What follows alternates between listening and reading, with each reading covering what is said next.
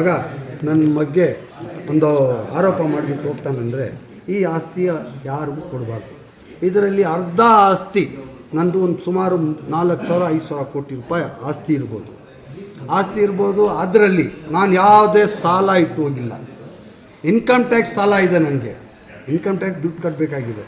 ಅದು ಬಿಟ್ಟು ನನಗೆ ಯಾವುದೂ ₹1 ಸಾಲ ಇಲ್ಲ. ಇದರಲ್ಲಿ ಅರ್ಧ ಭಾಗ ನನ್ನ ಮಕ್ಕಳಿಗೆ ಇಡ್ತೀನಿ, ಅರ್ಧ ಭಾಗ ನನಗೆ 22,000 ಮತಗಳು ಕೊಟ್ಟು ನನಗೆ ನನ್ನ ತಾಯಿ ತಂದೆಗಳು ಚಿಕ್ಕಪೇಟೆ ಕ್ಷೇತ್ರದಲ್ಲಿ ನನ್ನ ಅಕ್ಕ ತಂಗಿಗಳು ನನಗೆ ಕೊಟ್ಟು ನನಗೆ ನ್ಯಾಯ ಮಾಡಿದಾರಲ್ಲ, ಅವ್ರಿಗೆ ಬಿಡೋಕ್ಕಾಗತ್ತಾ? ನಾನು ಅವ್ರ ಕೈ ಬಿಡೋದಿಲ್ಲ.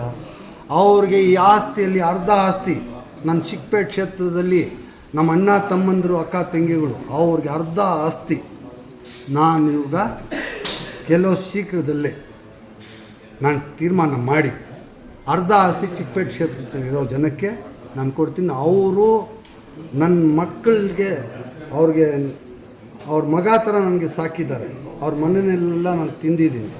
ಅವ್ರಿಗೆ ಈ ಆಸ್ತಿ ಎಲ್ಲ ಅರ್ಧ ಆಸ್ತಿ ಅವ್ರಿಗೆ ಕೊಟ್ಟು ಅಂತ ತೀರ್ಮಾನ ಮಾಡಿ ನಾನು ನಿಮಗೆ ಬಿಲ್ ಮಾಡಿ ನಿಮ್ಮ ಮೀಡಿಯಾ ಮುಖಾಂತರ ಒಂದು ಪ್ರೆಸ್ ಕಾನ್ಫರೆನ್ಸ್ ಕರೆಸಿ ನಿಮ್ಮ ಮುಂದೆ ಎಲ್ಲರಿಗೂ ನಾನು ಆಸ್ತಿ ಆ ಚಿಕ್ಕಪೇಟೆ ಕ್ಷೇತ್ರದಲ್ಲಿ ಇರೋರಿಗೆ 50% ಜನಕ್ಕೆ 50% ಪ್ರಾಪರ್ಟಿ ಅವ್ರು ಕೊಡ್ತೀನಿ ಅಂತ ಹೇಳ್ಬಿಟ್ಟು ನಿಮಗೆ ಪ್ರಾಮಿಸ್ ಮಾಡ್ತಾಯಿದ್ದೀನಿ.